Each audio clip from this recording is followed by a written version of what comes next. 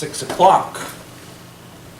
I'm here. Thomas is here. I've seen him. Meg, Barb, Chuck, Ricky, and Jim is absent this evening. Is there anything for public comment this evening? I want to do something a little bit differently, and then we're going to jump into some into the presentation this evening. I wanted to start off with sharing with folks assembled here and also the board. One of our former employees and was a longtime fire chief of Cumberland Head Fire Department. And most people don't realize this, but in 2016, his death was identified as an in the line of duty death. And what occurred on Tuesday is his name was added to the New York State Fallen Firefighters Memorial. This is only the third time that this has ever occurred for an individual in the county. I was privileged to go down with a delegation of individuals, his friends, his family, but they had a moment of silence for the 23 individuals that were presented on that wall in the, I believe it's 2,575, I believe, other names. What I'd like to do tonight is, just in recognition of him and his tribute to our communities, to have a brief moment of silence before we begin, okay?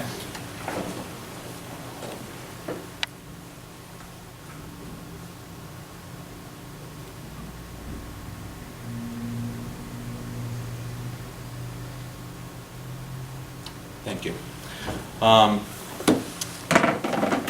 I got another program that we will leave in the record of our archives too. But if anybody is ever down in Albany, it's at the Empire Plaza. It's a beautiful memorial. So, without further ado, we're gonna pitch this over to Trevor Cole, our senior planner department head, to introduce the work that's been going on with the Smart Growth Plan. So I'll pitch it to you. If you guys want to grab some seats or turn your chairs around, whatever works best for you folks. Okay? Honorable members of the town board, thank you. First I want to say thank you to you all for having the initiative and forethought and willingness to pursue long-range planning. That really is the, I think, core and backbone of most of the initiatives of the town, and has resulted in actual measurable outcomes of progress in the town. I would also like to thank our Public Advisory Committee. We don't have a whole lot of them here. That means we got so much use out of them. We extracted everything out, and now they're so weak they can't show up. But in all honesty, they've been a really great Public Advisory Committee. Sometimes you have engaged committees, sometimes you don't. I think our Public Advisory Committee has been fully engaged and provided their best insights to move this planning process forward. And finally, I will introduce our good friends now and really smart planners at Chazen Companies, Paul Cummings and Chris Round, who are always great to work with. And I think we have their A-team at Chazen, and I do think that they've given us their best insights. And without further ado, I'd like them to introduce what we've been up to for the last year or so. Well, great. Thanks, Trevor. And I just want to thank you all for having us here tonight. Just as a little bit of an ad lib, we do these things a lot, and it always, you know, at town board meetings, all that stuff. And I'm always moved when you have moments like a moment of silence for that, because it kind of puts it all in perspective what we're doing here, and just appreciate myself. So, with that, I just want to thank you for having us here. The idea is that we want to introduce, for those of you who have not been involved in the process, some background here tonight. Some of you, I'm looking at some familiar faces. We've been at this for a while here. I've been around since when we worked on the comprehensive plan in 2009, and we recommended some planning, additional planning for the Route 3 corridor. So, and I know some of you all have been around as well. And so with that, and then on a history, I do want, for those of you who haven't been as involved, to give you a little bit of an overview. But I do say, for those PAC members that are here tonight and others, I do apologize, because some of the stuff that you will see here tonight is a little bit of a repeat. But I promise you there is some substantive takeaways and next steps, so that hopefully will excite you. So without further ado, what we want to do is go over, again, a brief overview. And that includes looking at, again, just briefly the planning process and sort of the underlying principles of why we're doing this project. But I do want to jump into the recommendations themselves. Now, in the interest of time, I obviously can't speak chapter and verse each item, although some PAC members probably say that I probably could. But there are copies up here, black and white copies. We will be posting copies on the website, and hopefully, I think several of you got an email today as well, so you have an electronic copy. I do encourage you to dive in it and look at it. PAC members, it is the same recommendations we went over the last time. They just have some narrative to those things. From there, we want to talk about next steps and then allow for all you to have any questions that you may have, and I hope you do, really do encourage that. Project overview. You all know this better than I do. The growth that you're all experiencing in the town of Plattsburgh is real. You are defying the balance of the North Country. I heard just today from the supervisor, some thousands of square feet that you've all reviewed within the last couple of months alone. We keep hearing this. We're from up this way. I listen to NCPR and I hear about all the new projects, and I think we all recognize the growth that's occurring in this area. And wisely, you've all decided that you want to manage that growth so you don't look back a generation from now and say, only if we had just done this, which is very smart. Again, I mentioned 2009, that plan did say and recommend that a specific plan for the Route 3 corridor should be explored for a number of reasons. At that time, it was about design and character and the roadway itself. I think we all recognize Route 3, it's a very important transportation corridor, the commerce, etc. But I think we all recognize that it could be improved aesthetically, functional, both for traffic and for pedestrians as well. And so it recommended that. In light of that, in 2017, the town applied for a grant through the CFA process, the Consolidated Funding Application, and was awarded a grant from the Department of State to do a smart growth plan for that Route 3 corridor. On piggybacking off that, NYSERDA awarded the town a grant to help support that planning effort, because NYSERDA recognizes that smart growth is a sustainable way for growth, preservation of environmental resources, and enhanced quality of life. So they already immediately were on board to supplement this grant effort. So the good news is most of what you're hearing and seeing here today has been paid for by grants and by the volunteer work of your committees, and then also certainly your staff. So kudos to all of you for participating. But ultimately, the goal of that smart growth plan was to inform future zoning and land use decisions. And I'd argue that's sort of the point where we're at right now. I keep mentioning this term smart growth for those of you who are not familiar with it, and I won't read all these and bore you. Simply put, smart growth is about investing in and focusing development efforts where there's existing infrastructure. It's about wise and efficient use of resources. In a world of limited resources, let's maximize the investments that we've already made, principally. To achieve that end, it is about higher density, mixed-use development that is walkable. It's the principles and plans that help arrive at those land use decisions should be incorporate a wide array of stakeholders and people and involvement and collaboration, and I'd argue that you've done certainly that, and you'll see in a minute all the public input that we have. So again, this is very much a smart growth plan, and these are the guiding principles that we all worked with. And so with respect to the planning process, it's funny, we've had this slide up a couple of times, but we've been able to add a check each time. And so we had, various meetings. We have a project website for those of you who aren't familiar. You can always go back and look at the summary of those meetings. We developed a vision statement that was a group exercise with the PAC. We did a lot of analysis. We looked at past plans, studies, looked at market conditions, looked at sewer, water, road infrastructure, you name it. We developed a draft master plan presenting to you what we think is our recommended master plan, along with including in the plan draft design guidelines to support any subsequent zoning revisions. And the plan itself really is an implementation strategy. We don't like to write plans that are sort of your policy goal planning piece. We really like to write them in narrative form, and they talk about how to actually implement those recommendations. So the plan itself is very much that. With respect to public input, we had a number of PAC meetings. Those PAC meetings were almost quasi-workshops in and of themselves. Trevor and the planning staff did a great job at letting people know about them. We had a lot of turnout at those meetings. It was always great. Some of the meetings we'd have the PAC members and another 10 people on top, 15 people, which was excellent because it just added that much more value to the exercise. There was always food there, thanks. And there was always food, which was amazing. That's also rare. Trevor, you eat it all? Yeah, Oh, I it was think funny. I think I ate it all. If you can't tell. The website, we did get feedback from the website, or we heard that people were using it, looking at it, along with social media postings, press releases, sort of the traditional flyers, all those things. The stakeholder meetings were really valuable. We had a number of different phone calls with those additional people attending the PAC meetings. But for those of you who didn't know about this process, we also did in this space a day of speed dating. We met with a number of property owners and key stakeholders that are involved with the study area. We're not in the business of top-down writing land use for people's property. We want them to be at the table and speak with us quite literally. And so the PAC helped us create a list of individuals that we could speak to directly. Given those individuals, often it was a large land or a large land use, and if they weren't on board or ready to fight City Hall, the project just wouldn't have been viable. And the great news is often we heard them before we got to a chance to really explain what it was that we want to do. They were already talking about, oh, we'd love to be doing this. I wish we had more flexibility with the zoning for this, etc. And so the short message is that we really had a lot of positive feedback from them and on board for the vision. We had a great workshop. Many of you may have attended that. Great turnout.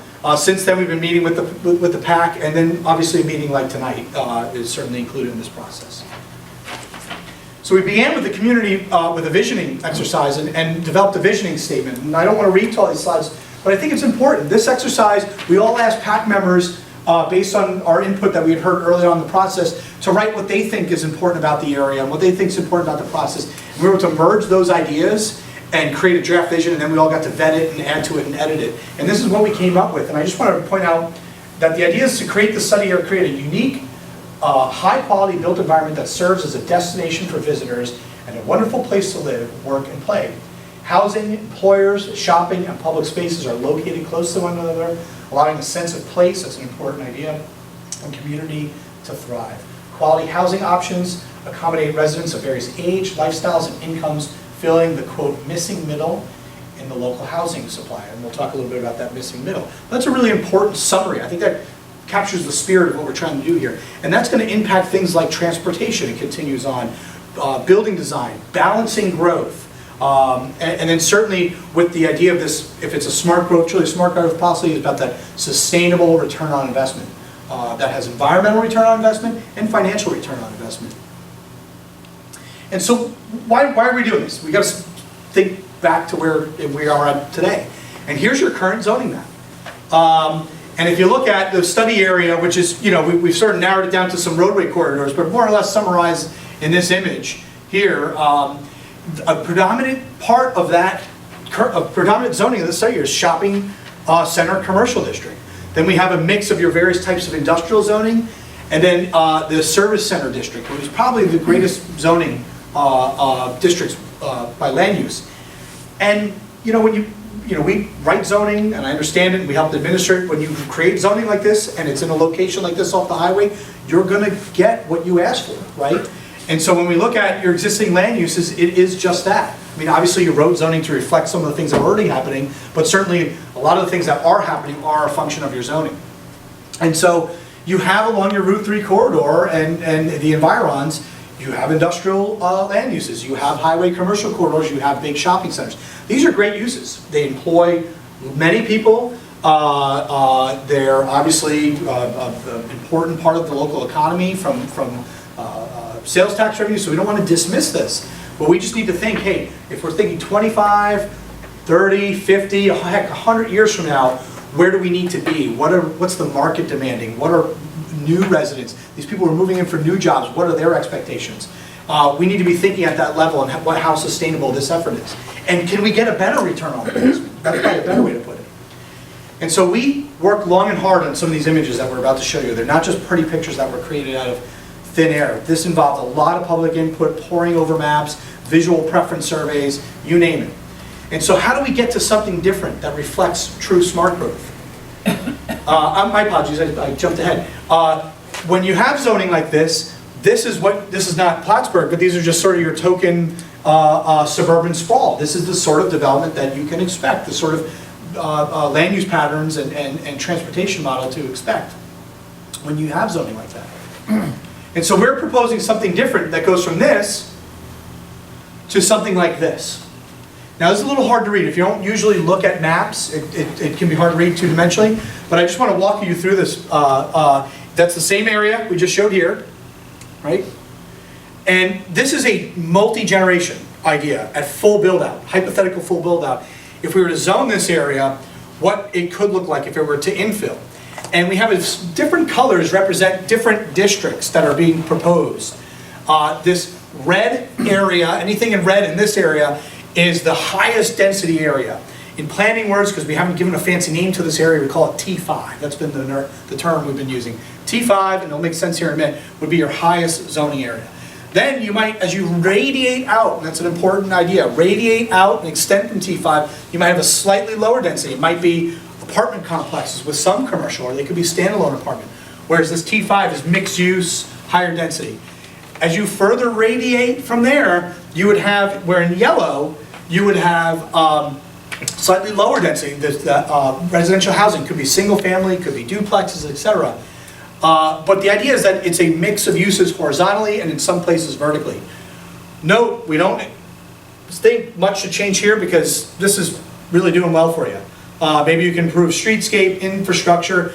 Some of the current developments in there are really attractive. We think you want to keep asking those industrial uses to keep that design level high, but we call that a special district, if you will. But it's really important to point out, various proposed roadways and linkages and moving towards a grid pattern that's more conducive to multimodal. Yeah, sure.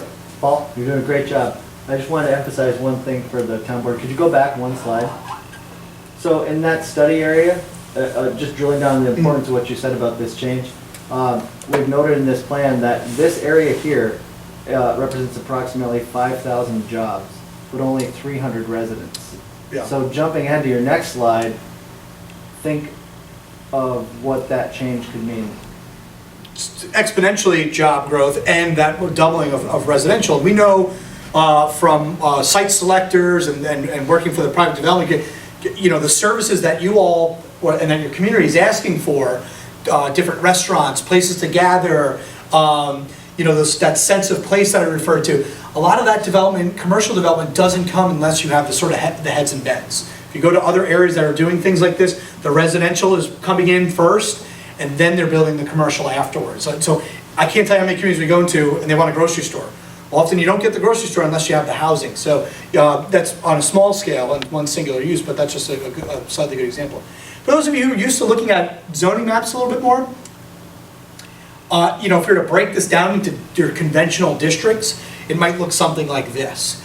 Again, we thought long and hard about this because we took into things like where your existing infrastructure is located. What are the property boundaries? Where are their natural resources? There's a massive wetland complex that we think is an asset. One of the property owners there said, hey, they're already exploring opportunities to do outdoor recreation that's tied to that being a water resource, boardwalks, zip lines, whatever. And so that could be a public-private partnership, some collaboration, but this is sort of the lungs, your central park of the town center as we're proposing it. It's important to note that we would think that you're going to have lots of little parks and recreational facilities, whether they're at the subdivision level or other spaces that you plan as a community to provide for potentially new residents. So what does it look like? We can talk about this in this academic sense. Based on visual preference surveys, we put a number of pictures before the committee, we looked at these at the public workshop, and people picked images that they like, these visual preference surveys, and I'm looking at some of the PAC members nodding their head. That T5, people really like the 2 to 3 story building, but the peak roof. The idea is to not repeat or compete against the city, but something a little bit more subtle and complement the city. Again, with that transect approach, the city being the highest density rating out. Areas like T4, this could be a commercial use on the ground floor, and above is an apartment, so duplexes, apartments. Your newer highway commercial in this might be a residential area, this T3 residential area could have commercial uses along the roadway. So again, it's allowing for a range of uses. We're more worried about form. So your conventional zoning approach is always about what's the use, what's the setback. We're really just worried about form, allow for a wide range of uses. And then this higher density, high quality housing. You already have an existing housing development that really is something we use as a template. And then there's opportunities for all sorts of special types of housing, you know, whether it's tiny houses, co-housing, senior housing, et cetera. You might have opportunities for that. So what are the results of this plan? This is where we're going to diverge from some of the things that you all have heard from the public workshops and the PAC. And now that you have the plan itself, a specific result of this plan are draft design guidelines. And these are pretty darn good draft design guidelines. They're not too far off that if you want to pursue this product or this project, you have standing in the ready design guidelines. The design guidelines are very visual. We were just talking about visual-based zoning. You can describe in 6 different sections and flip through your zoning now to figure out what the heck a rear lot is we were talking about earlier. Or you can just draw the darn rear lot and say this is what it is. And so this design guideline shows the T5 should look like this in spirit, streets should more or less look like this, parking lots should look like this. Oh, and by the way, there's a ton of uses that we allow in this area. Again, it's more about form. So it's very illustrative for each district. And the idea, again, is this transect approach, this radiating. So downtown Plattsburgh might be this urban T6. Forget the numbers. It's just simply, this is how we used to build. The idea is to go back to how we used to build, high density to lower density. And so that's why we picked these numbers. This is sort of a universal language in the planning and architectural community. You may decide to rename these things, but for now, this is based on that universal language. You know, we're really looking at development patterns that are here, whereas downtown Plattsburgh's here. So it's not about building a whole new city center, it's about a complementary town center. And what is the result of that? Well, it gets you those places that people want to live, the places you travel on vacation to, walkable, high-density downtowns. It also happens to be the thing the development community wants to be building right now. We heard people wanting this, asking for this sense of place. When we did that visioning exercise at the start, PAC members kept saying, you know, place to eat, a place to gather. You know, it'd be great if we can walk and we get out, we can meet all year round. You know? So we have all these warm weather images. But it's important to note, I was just at a conference in Chattanooga. What I'm telling you is not revolutionary. This isn't groundbreaking. The rest of the country's doing this. It was an international forum, heavy representative from across the US of urban designers, planners, developers, artists, etc. This is what we're competing against. If you're trying to attract high quality labor force for these jobs that you're generating day in, day out, this is what they're expecting. This is the type of community they'd like to be living in. And it's not groundbreaking. We know how to build this stuff. We're at our office, our engineers, we design, build this all day. It's what you decide to do from a land use perspective. And what we're really trying to do is, one of the results that we're trying to do is fill this missing middle. This is a term you may have heard before. So the result of this plan, for the last 70 years, we've been building single-family detached homes and maybe some downtown stuff, but we're missing this missing middle. And why is that important? We talk about a housing crisis. Pick seniors. We need senior housing.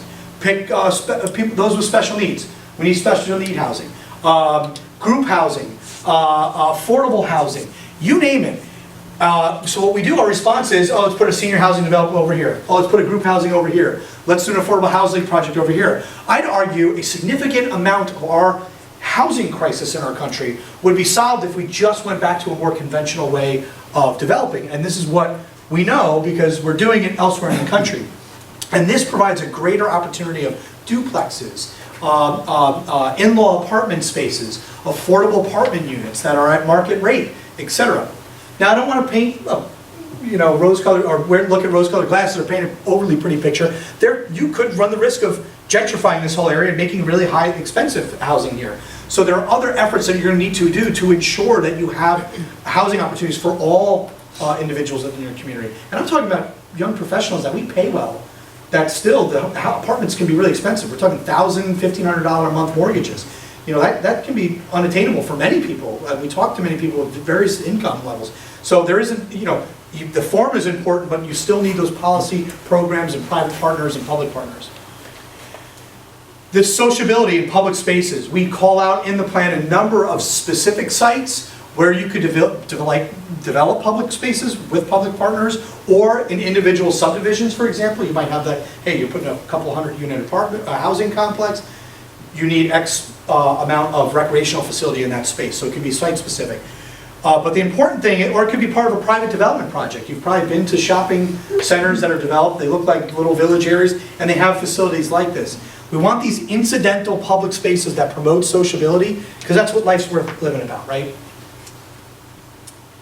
And another result we gave you, another result of the plan, and then we have in there, this is just one sample figure we have for the entire Route 3 corridor within the study area.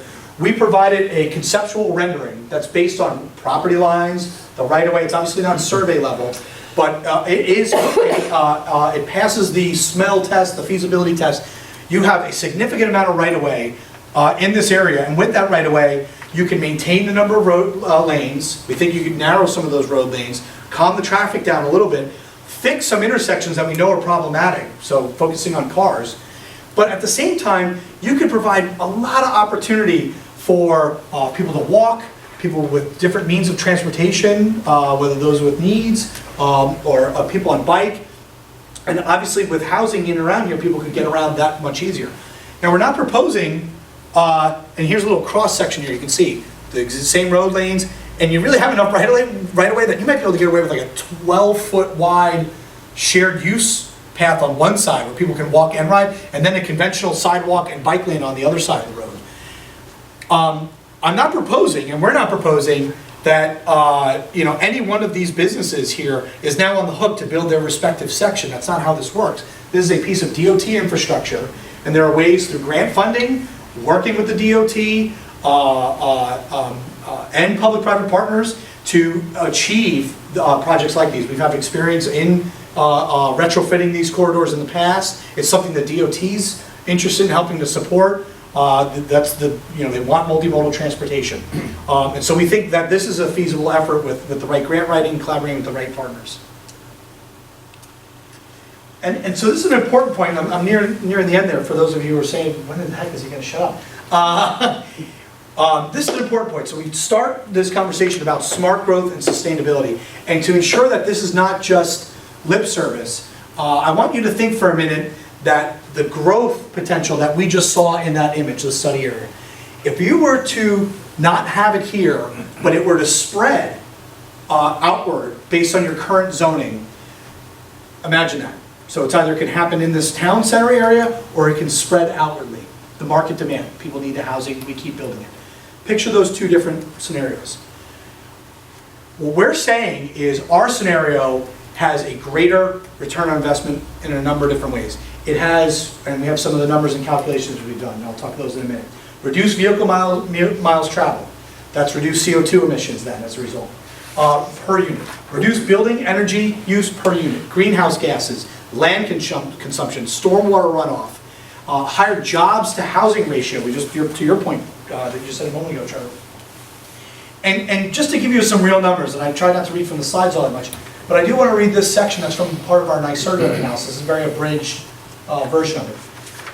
We took an example of the Champlain Center and said, if that site stayed as it was, or if it was a blank site and you rebuilt the Champlain Center, and we looked at it from its analysis based on these categories, or if it were to be developed using this form-based code T5 approach, because that's where that area would be, here's some results. Using the redevelopment of the Champlain Center as an example, there would be a reduction of 169, 6,896, and 260 daily weekday, Saturday, and Sunday trips respectively, compared to the existing condition.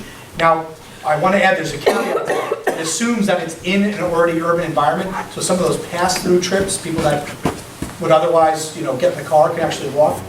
Assuming the national average vehicle trip length is 9.72 miles, this translates to over 4 million vehicle mile trip reduction per year, compared to the existing condition, which results in approximately, which is an approximate 403,750 kilogram reduction in annual CO2 emissions.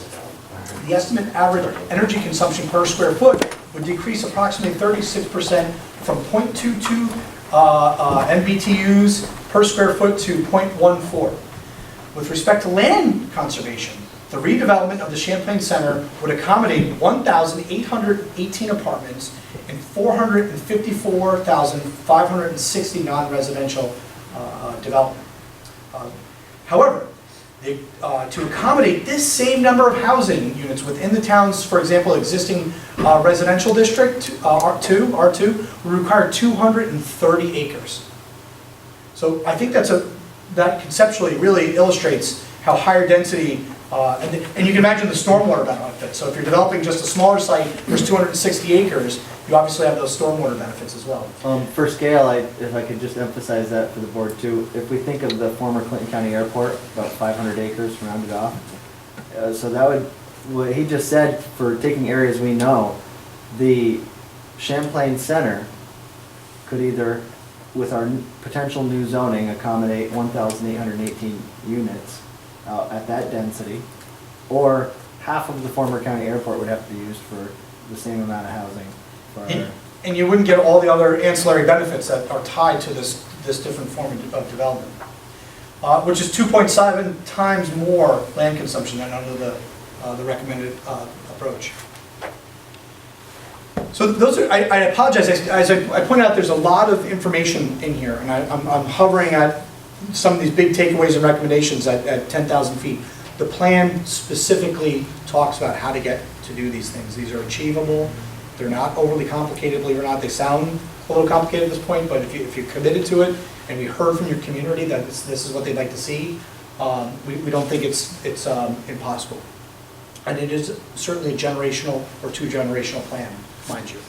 I don't want to get into the nitty-gritty of this, but moving forward, we do recommend that this plan be considered for an adoption as a comprehensive plan amendment. You have an existing comp plan, you can adopt the plan as a comprehensive plan amendment. That allows you and sets you up for the subsequent zoning revisions.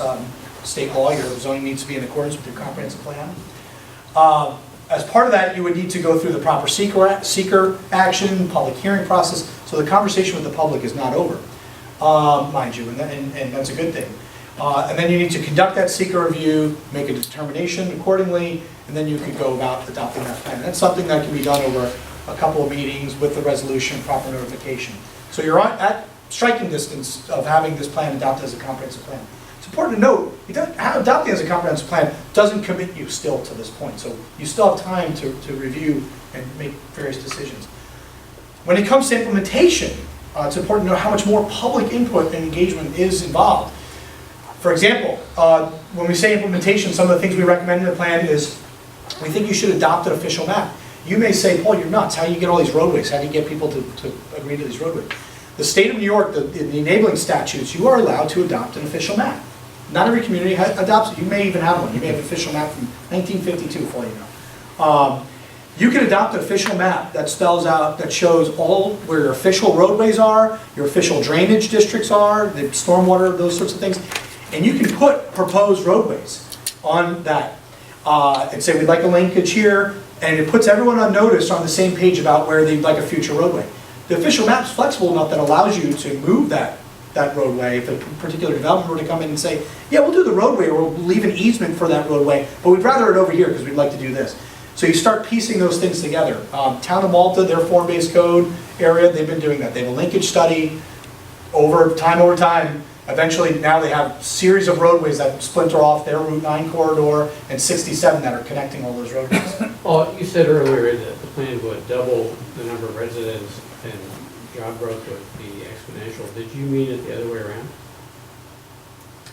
We're going to way more than double the number. Well, I don't, those weren't quite literal. My point is that you would certainly increase the capacity for residential housing in the area. And with that, by virtue of just a simple number, let's say the commercial market likes to build, let's say 20% of that space is for retail, business, restaurant, that employment opportunity that would come there. You're basically saying they would both grow. They would both grow, yeah. We don't have that, and that's actually a great segue into, save that thought for a minute. We think then you would subsequently update your zoning to reflect that map that was there, the design guidelines, and then revise those figures accordingly. We think you might want to consider adopting what's called a generic environmental impact statement for the area. I don't want to overly complicate that, but there's a way to look at seeker on a more global scale than site-specific and mitigate potential impacts of growth, say related to traffic, whatever it may be.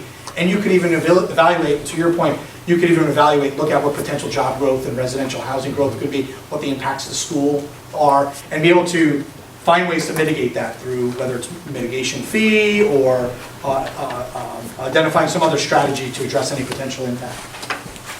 And then there's related standards that obviously need to be addressed. Highway standards, parking, stormwater. And then you could advance these related projects. I mean, you could start tomorrow, we could pick up the phone tomorrow and start harassing the DOT, for example.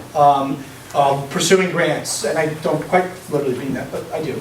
And, so that's a site-specific project that can be undertaken.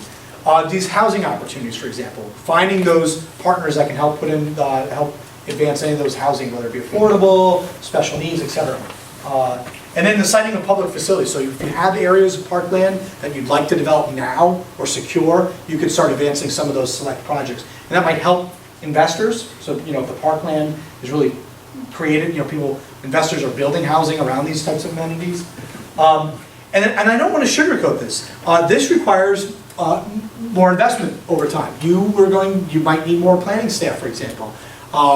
Maintenance needs, whether it be more roadways, for example. In Malta, one of the things they realized, heck, they need a different plow truck and a different plowing approach to plowing because their giant plow trucks don't fit on their roadways. So those are investments they made.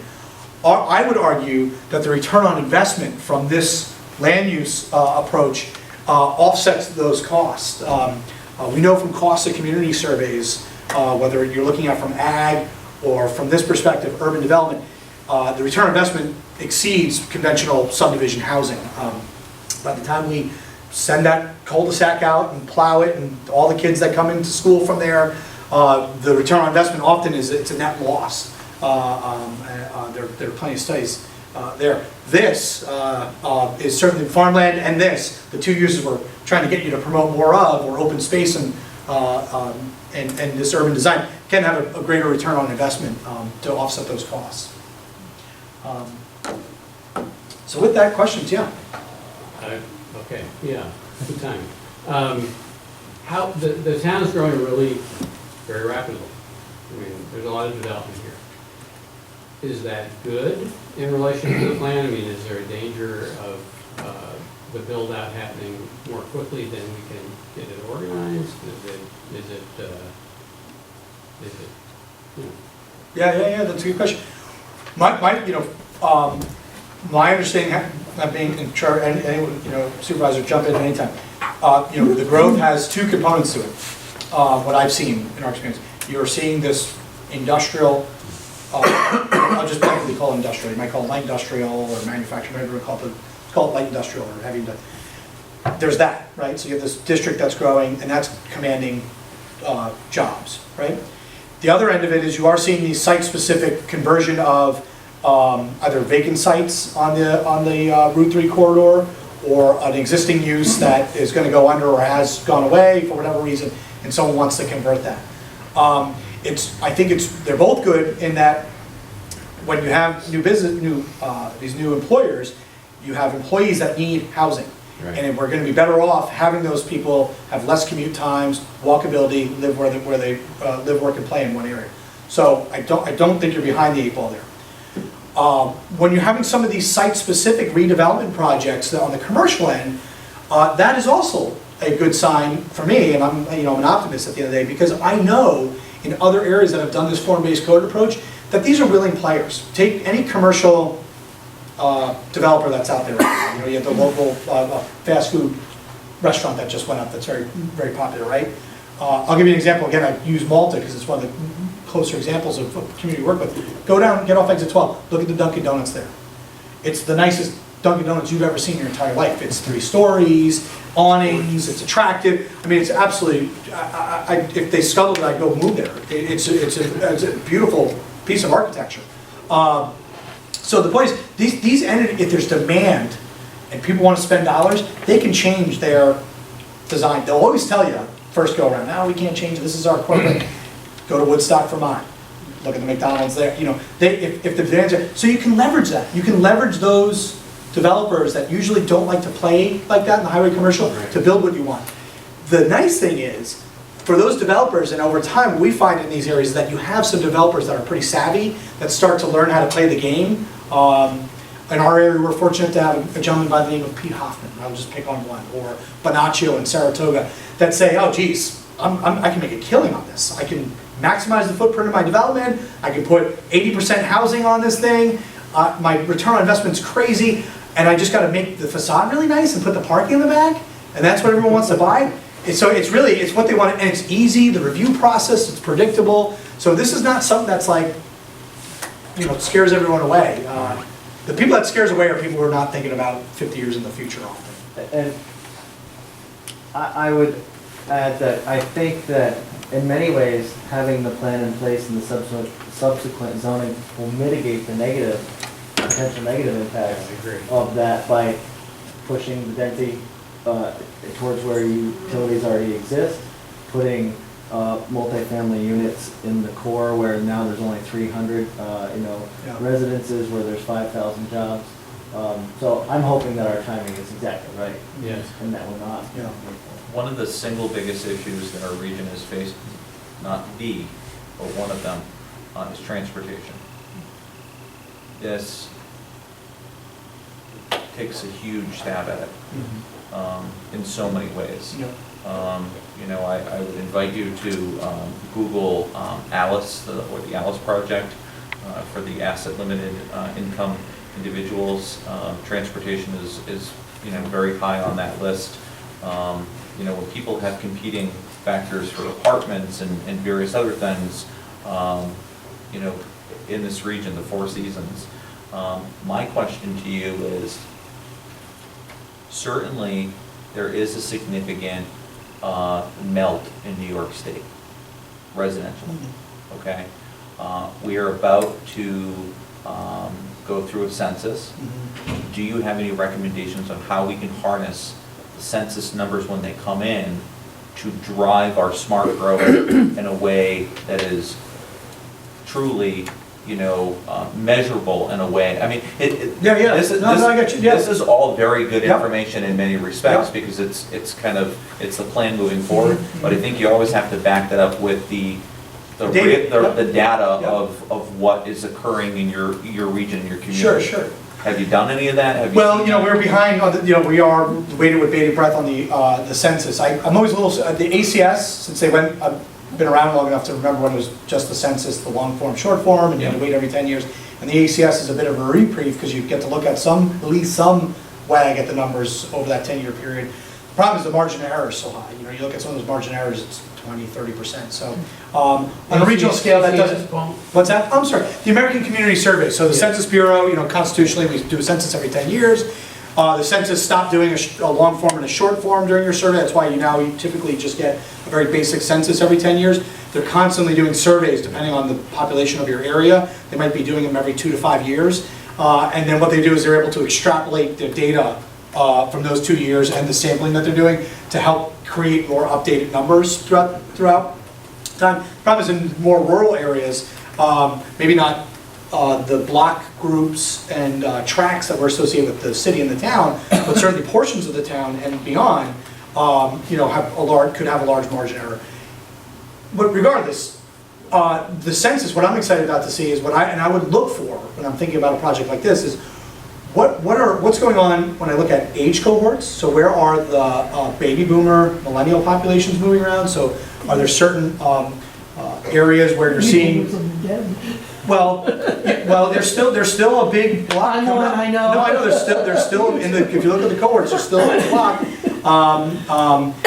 And then so we may not be gaining an overall net increase of population, but where are the populations going, and could you have captured those populations? And if you look at your labor shed and your commute times from the census, so if you're seeing, I'm seeing pockets of baby boomers and spread out all these areas, people are commuting 20, 30 minutes, but then we also know there's a great little tool called On the Map. I don't know if you've ever heard of the US Census. You can draw a little block. We did it for this area. It's in and you can see where people are commuting to. It creates your labor shed. People are coming from all over the place. How many people are you missing? It's what they call leakage in retail, but how many people are you not capturing because of this? I'm imagining that our Tri-County area, for instance, those are the same things that we're going to want to look at too. Yeah. And then back to your point about transit, the magic number you often look at is it's 10 to 15 units per acre is what, transportation specialists look like. So if you want to talk about a viable transit option that's doing a shuttle, and just like when you think of with bus stops, all those things, you need that density. It's not, oh, well, you build a bus stop, because you're ultimately going to be subsidizing that service quite a bit until you have those residential densities. And so that's another thing to think about to get to that, so. I'd just like the board to know kind of the way I've been thinking about this town center plan approach is, it's almost looking at the right ingredients. It by no means guarantees everything, but if we were looking at proper, the economic and cultural growth that many of us might want to see, we haven't had the ingredients through with Euclidean zoning that shows a big red dot in the middle of our zoning map and says these are the only uses you can have there, that with a 2,000 acre area have only yielded 300 residences. And if you look at the ingredients of economic and cultural expansion, it's, well, one, people living there. So even if people are commuting from Malone to work here, they're not able to find that job, that home near their job. So I often think about all the really nice pictures that we saw of these community spaces, right? Mm-hmm. That's the really stuff that feels good after you've developed it. And then there's I think another hardcore truth that, think of we have about 12 hours or more a day of almost zero economic activity in our commercial core because no one's there. Mm-hmm. No one will leave their apartment and stop at the Stewart's to get a soda. Until 10 in the morning when stuff opens up, then most everything, right? So there's a 12 to 16 hour window of no economic activity in our commercial center of town, where, you can pick any town you like, whether it's Saratoga or Malta, but Saratoga has an almost 24-hour economy. And you have to decide whether you want that, but certainly we don't have the ingredients for that with our existing approach to land use. And we looked at the economic report that was done not too long ago here. It's one of the things that you hear about across nationally and is what we refer to as structural unemployment, right? So these are employers that are coming in now that even the baseline job requires computer skills, high school degree. That is the new blue collar job, and they're great jobs. The problem is that there's a gap. There can be a gap. So while there's people who need jobs, they may not have those skills necessarily that could fill those jobs. And so I think as you grow from your industries in this area, that's something you need to pay attention to. And the people who went to either finished high school or went to college or got a 2-year degree, they're in a position, especially if the economy stays as is, to making choices about where they live and what they want to do. And the way they're making those choices are about what's my quality of life, right? That's the millennial, right? And then even Gen Z is going to be even worse. What's my work-life balance? And so if we're not providing that work-life balance for them, then you're going to you potentially could suffer from that structural unemployment. The thing that may hinder your job growth might be the inability to capture new residents in this area, competing against, like I said, the rest of the nation and the region. I'm curious why zoning moved away from the traditional way to begin with, that T1 to 6 with the special districts. Chris is going to hate, it's like my favorite. The quickest summary I could do is, you heard the classic documentary that's Who Killed the Car, or Who Killed the Trolley, GE, it's kind of long. What's a trolley? Yeah, right. The automobile, we became an auto-centric community. As the automobile became more prevalent, the cities were not desirable to live in. Think of Jacob Riis and those photos of how the other half lives. Cities just were not as desirable, and so as the automobile became a mode of technology, planners at that time and architects at that time really envisioned the cities of the Radiant City. They envisioned the cities of tomorrow that would be, think of that monolithic apartment building and the monolithic, when you go down to Albany, the Empire Plaza, that was the dream. And then the Eisenhower interstate system, and so we subsidized that. We stopped giving mortgage-backed loans to urban areas because they were poor or mixed race. We subsidized sewers. We built the highway interstate system, and then we had grants like HUD, urban renewal, all those things, and it took 70 years and we created the dream, the American dream, the single-family detached house and the car, which was great. I mean, it was an amazing thing. GI Bill, gosh, I grew up on Long Island originally. I mean, it raised generations, and what ultimately the result of that is what we have today, and we're learning now that isn't, as gas prices increases, as sedentary increases, as, all the issues that I think we all are aware of that this report speaks to, we're trying to reverse those issues. That's why the trolleys were killed originally. The fossil fuel and tire rubber and automobile industries wanted them out. Yeah, General Motors started buying up those things, and so there was some very Machiavellian things, but really it was a very large, it was just a mode of transportation and then public policy. So we end up with a system that's designed for burning fossil fuel. And so we're trying to reverse that. So you go to school for this now, this is what you're being taught. The public policy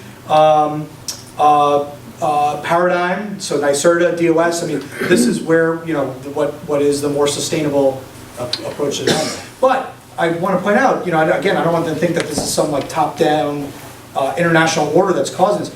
This plan is very much, was a group learning exercise with a PAC and public input process. So you all have very much owned this decision making. We've been helping you to articulate it and draft it, but by no means it's not us coming off a UFO being like, maybe this is smart growth area, which would be awesome because my job would be really easy. But no, I'm confident. I haven't worked on too many projects like this where people gave really good critical feedback. We're always willing to change, but overall agreed on the principle. I've heard a lot of talk about housing, even to the point of getting rid of the Champlain Center, theoretically, Yeah. and putting housing there. What about retail? Of course, brick and mortar is bye-bye, Yeah. aloha nui nui. Yeah. So that was an old house. So that is very much mixed use. So the Champlain Center, just for your example, is that if you put an apartment building with 100 units in it, and you then say average 2 people per unit or 1.8 in an apartment, and then say all those people need to eat and go get their hair cut and go to a bank, the retail often fills the 10 to 20%. That's what the development community is building. Their building model is build a mixed-use building, commercial ground floor, 80 to 90% apartments up above. When you repeat that, you have a much more integrated grassroots retail opportunity. So what I'm saying is, when we're talking about commercial, we're talking private enterprise. Mhm. So this means you have to have somebody who wants to take the chance. Our family owns property on Church Street, and brick and mortar is tough sell these days, because everybody's doing their shopping online. Yeah, but you. So, Yep. you're gonna have all this commercial space, but unless somebody's willing to plunk their dough down and take a chance for, I'm gonna sell ladies ready-to-wear. Yep. And then 3 years later, Yep. Bye. So the beauty is that the development community right now is willing to build apartment housing with commercial space that won't have a tenant in it 2, 5 more years, because they will get their return on investment with just the residential. so where are these folks gonna shop? Well, I think they create their So own. when you have the critical mass. Online. So when you have the critical mass of residential, that's when banks start financing businesses. So once you have, it's heads and beds, you need residents before, that was my point about the grocery store. You don't build a grocery, if I run a grocery store, you're not gonna get a grocery store. The answer is you need 1,000 more residents. So what you need is more housing, then you get a grocery store. Because it takes that entrepreneur to say, geez, I'm gonna open a coffee shop in the corner, there's 2,000 residents in this building right now. If I go to the bank, that bank's not gonna give a loan unless you have heads and beds. I think Kohl's is a The interest. national. Right, but the one that we have here now, though, a lot of people are like, oh, it's so small. It is much smaller compared to their other stores. But what is a unique hybrid, though, is they know that Amazon is the 500-pound gorilla or whatever. Exactly. However, they still know that having a brick and mortar footprint is unique to that, where people can come in, feel products, put the product on, test it out. You can now purchase something anywhere from Amazon, and you know where you can drop it off if it doesn't work for you? You bring it into Target. So they're creating this new hybrid model where, yeah, it may be smaller, and I think you are gonna see some of these businesses become smaller, but I don't think you're gonna see a complete online culture.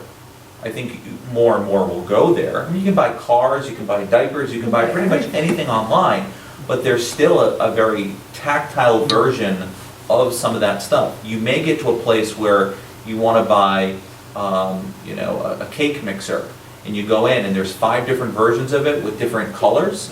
You can see it, you can test it out, and then you go onto an iPad at the end of the thing and you order it there, and then they're gonna ship it there, because the shipping still is the most expensive part of the online culture.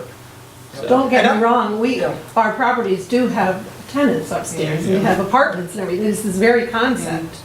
But I know that brick and mortar is tough these days, very, very, very Oh, it tough. really is, and that's why that's why the housing needs to lead. So right now, Yeah. your zoning is the opposite of that. So the only game you're playing right now is commercial. That's not doing anything for you. What you need is, 2,000 more residents living in that area that can support the local business. I'll give you an example where we are. Our office is in Glens Falls. Now, we had the building form, right, with this historic downtown. Which are close enough, you've probably been to Glens Falls. Glens Falls, 5, 10, 15 years ago, it was empty. There was no residents, couldn't keep a business open, etc. Businesses would come in, a little shop, they'd close in a couple of years. Restaurants would go in, a little shop, close it. But fits and starts, the city made investments, whether it was in its streetscape, the Charles Wood Theater, these public spaces, amenities that people were willing to invest in, residential, the subsidies, pilot agreements, all those sorts of things. Now it's gotten to the point where it really has taken off because of the restaurants and retail that are taking off in Glens Falls, is because our office is in a building that has, how many units are in your apartment, Chris? 60 units. Bonaccio just built 150 across the street. Pete Hoffman, gosh, God knows how many units Pete Hoffman's found. In the last 5 to 10 years, we finally put 1,000 heads down there that are now supporting, and that then some of the jobs followed suit, and then now you're seeing the restaurants and the small retails having staying power. They're not opening and closing. I have another question. I noticed that in all of these, I think in all of them, there are no utilities. Are we advocating burying utilities from now on? I think when possible, that was something I personally, certainly in residential neighborhoods, we already do that in our Yes. modern subdivisions. We talked at length about this. The Route 3 corridor will be tough to tackle without a massive redesign. And the reason I brought it up is because we had a question about utilities for the Fair Tire Yeah. and trees, and I passed that where those trees are supposed to go, and there's utilities right above where those Yeah. trees are supposed to go. And I'm thinking, really? You gotta pick the right tree, It's- and so you can still do Yeah, that. There's yeah. trees that only get, 18 feet Little tall, and feet. good street trees. But we had this discussion, and in various parts of town, and we actually did incorporate it, I think, in more of the areas like T3, T4, maybe not the Route 3 corridor, but Yeah, because we that's. definitely, as we amend the zoning ordinance, we will have to be Very. more specific and really think about where we can achieve that, Mhm. maybe with the least pain, certainly where you develop new, that's very ideal. Mhm. But then the bigger projects like Route 3, full redesign, there's nothing that pains me more than looking down Route 3 at nice new buildings and hotels and seeing, transformers in front of them. Yep. Oh, yeah. But that'll be a massive DOT involved endeavor, but Yeah. I know, you're looking, it's beautiful, right? It is. I'm interested in hearing from our planning board members and Drew and Trevor. So with the design guideline implementations, the appeal factor is going to grow for developers. What's the profile of a developer that you think is going to be looking at? We interact, I'll give you a specific profile of a developer that I think would be interested in this model, because we've already had it. I think Stands on Ampersand is exactly the type of developer that may be interested in this, somebody who has a back catalog of project success that they've had in other places in the country, and even in our state, maybe New Jersey, someplace where they understand our vernacular, and been close enough to this type of development, but also we'll look at this area once our zoning changes potentially and see opportunity to capture a market that clearly exists. All you have to do is pick up our 2010 comprehensive plan and look at the housing statistics to identify a major gap where jobs exist And it would be, this is my guess, but we've seen it. So Larry Reagan was the developer of Homestead on Ampersand. He had a catalog of other properties that allowed him to finance that project with somebody savvy enough to use maybe HCR tax credits. Wasn't afraid to partner with other agencies in our community, like in his case, BHS and or JCO, and had a high building standard themselves. Everyone can look at that site and go, well, geez, that one looks better than almost any other multifamily housing development area, robust landscaping. And to them, it was, well, of course we'll do this. This is how we do it everywhere. They make us do it like this everywhere. So that's my sense of the folks who may be interested in that. And it may be folks from close, nearby. We see this in Taft's Corners in Vermont and Williston. A willingness to do mixed use where there's a high demand, and a willingness to put residential very close to commercial. But right now, our zoning completely precludes that for the most part. So I think it'll create opportunity. If you walked into my office right now and asked to do this really dynamic mixed-use development, I'd say, well, here's the list of 38 land use variances you need. And, you know, and all the exceptions you need to do it. And how long would you think that by the time you get all the variances, went through the site plan review, planning board? Bye-bye. Yeah. And where Aloha. and what I would echo, that what I think is attractive about what seems like potentially people might look at these and go, well, these are pretty tedious and strict design guidelines. But the modern developer who might be willing to do this loves a good template, because he won't guess what this planning board member likes or this planning board member likes. It'll be clear what the regulation is without a lot of leeway for that specific part of town. And you know, I've worked with many developers who express, well, what do you think the planning board's going to do? And I say, well, I don't know. You know, I can make a recommendation, and I think this is a best practice, but it's not an explicit part of our ordinance. So I think the more explicit you make some of these design guidelines, the developer can favor that. And we find, I think, as a planning board, that there's an incremental shift. I mean, they're following your recommendations, we're often following your recommendations as well, and so facades, for example, change. You know, they're becoming more compatible with each other rather than being completely different to develop character. There have been 2 projects, kind of similar, like to this, that have come within the last year before the planning board, which we were predisposed to allow, right?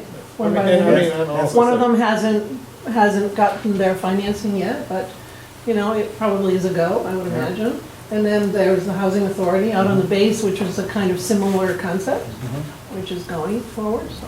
And what I like most about this image, Paul, is not this side of the road, it's the other side of the road.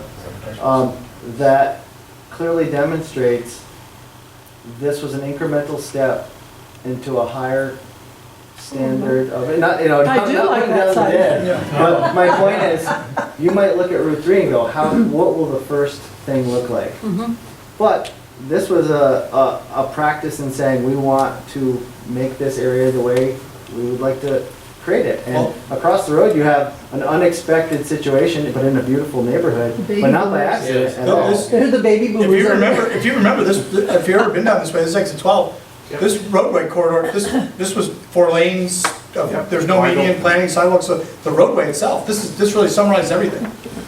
I mean, honestly, I think talking about the developer that's going to do, realistically, the first 1 or 2 is probably going to be done by a developer from outside of the area, because they've done it in a different area such as a Malta or a Saratoga.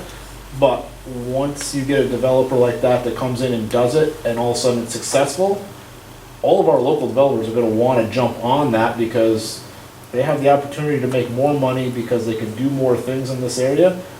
That's going to kind of push ahead. But I think it's really, you know, most likely, I mean, Trevor, you probably think the same thing. Yeah. It might be someone from the outside that does it first, and then our local developers will jump on it. The other big part to it is we have a lot of outsiders that are in this region looking at what we are doing. You know, it's not like we hope somebody will knock at our door. With the landscape of international businesses and the activity, I mean, one of the things I found most fascinating is from exit 37 up through Consumer Square and teeing off with Smithville Boulevard is busier than Wolf Road down in Yeah, Albany. right. You know, we're seeing some really interesting activity up here.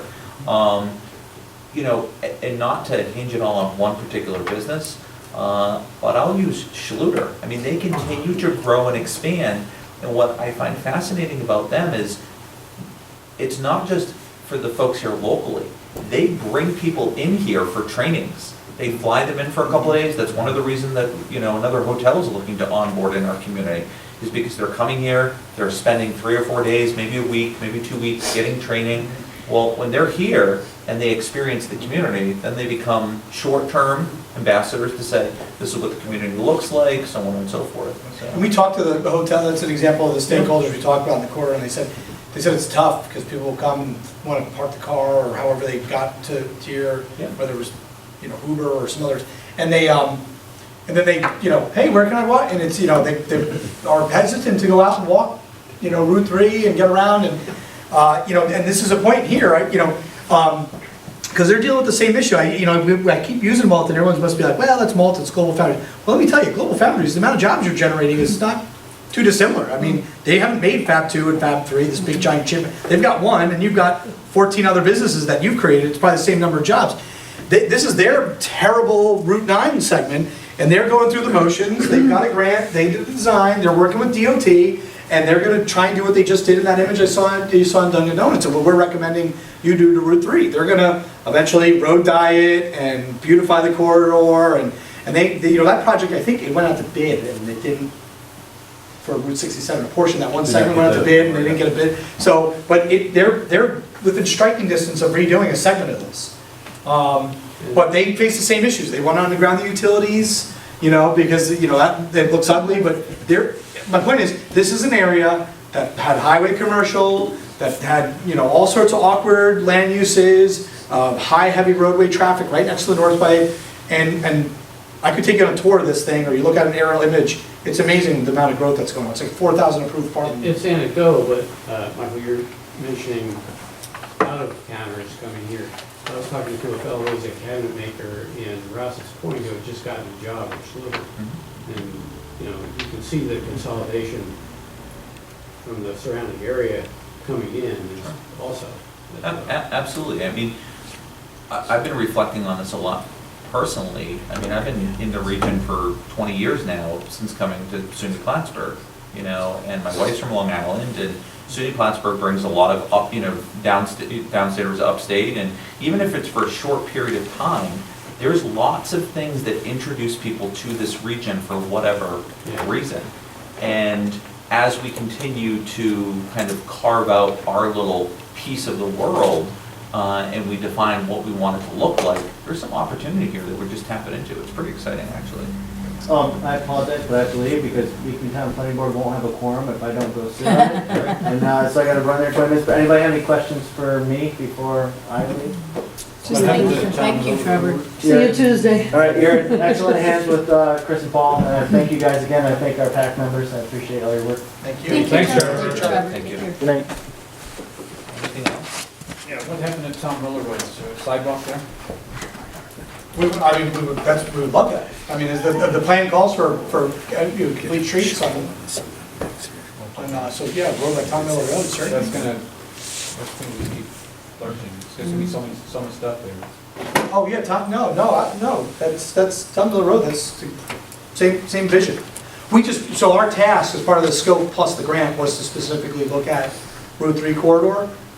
The idea, though, we have a number of road profiles in the planning document that we recommend all your roadways. Instead of moving to that suburban cul-de-sac feeder collector, we think it's local, you know, there's a hierarchy of urban design roadways, and Tom Miller Road should get the same treatment that any roadway should get, and that includes, you know, accessibility for all users and multi-modes of transportation. It's gonna vary. I don't wanna make you think, it's what they call context sensitive. You gotta, what is the land use, what is the overall density, you know, you don't have to build a Cadillac on every single roadway. Is it intended to be simpatico with the climate smart communities guidelines? Yeah, so the NYSERDA funding, I mean, Yeah. certainly speaks to, complements, et cetera, that Yeah. effort. I mean, those numbers that we showed to you are based on the same evaluation you do for example, seeker, when you're looking at all the climate change criteria, et cetera. Yeah, we were the first community identified as a clean energy community, and that's where some of the funding came from this. Yeah. Because we know that not only do members of our community look for it, but a lot of the businesses are using that as as an overlay anyways. So it's better to look at some of the standards in the design and put it up front, rather than having them ask, well, what do we have to do? Right. That we can put it right up front. I think of climate smart communities as sort of the next step up from the clean energy. It is, and my understanding is it's more geared towards cities than it is for towns. So that's why the clean energy community was one that the town went after initially. But there are many different opportunities. I mean, you get into, LEED standards and various, so there's other components that buildings and developers will go after because they're looking to meet some type of funding standard or tax credit or their own personal mission. They may feel as though they want to put, green roofs because, they want to insulate it in a different way. Can we speak to that in some of the design guide criteria about trying to, you could formalize that. I mean, your zoning update, that process that has all that other public input, you could say this should include, X standards for green energy. I like to promote lighter colored roofs, for example. Yeah. And so this is going to be a city if it gets this kind of density. It's like a city.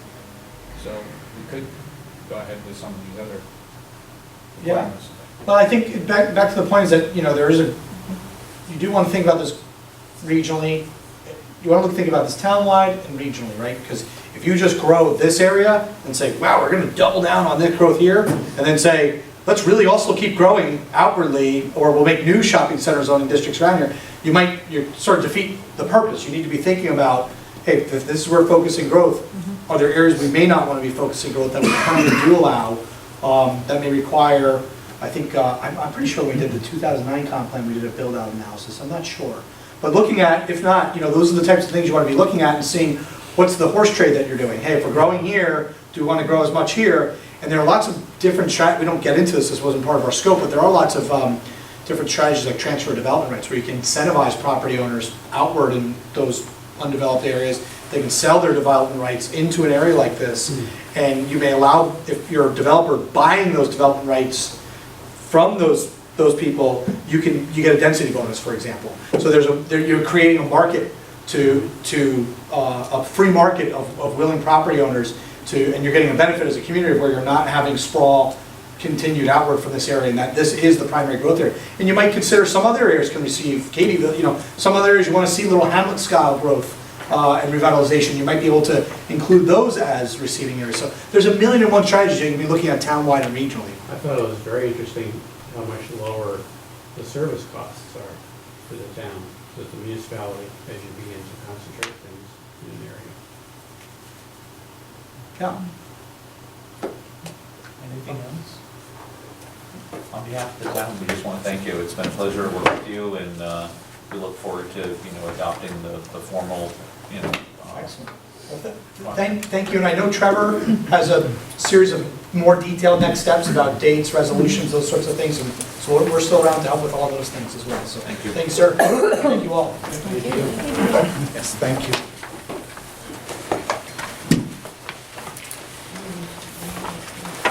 You want lights or are you okay? Yeah, I think we're going to click through this pretty quickly, so. Want lights? Sure. Thank you. Pass. Laid out for you is some draft material for next week for consideration. Minutes, monthly reports, appointment for Saranac River Trail, surplus equipment, the wage and salary administration program, setting the grades, and then budget amendment. So next week, keep in mind that Monday is a holiday, and Saturday is our budget workshop. So I just want to thank you in advance. I know we've done it the last couple of years. We keep saying that's a benefit, and that's why we're doing it. Thanks to our department heads. We'll bring them in, we'll start promptly at 8 o'clock, we'll go until completion.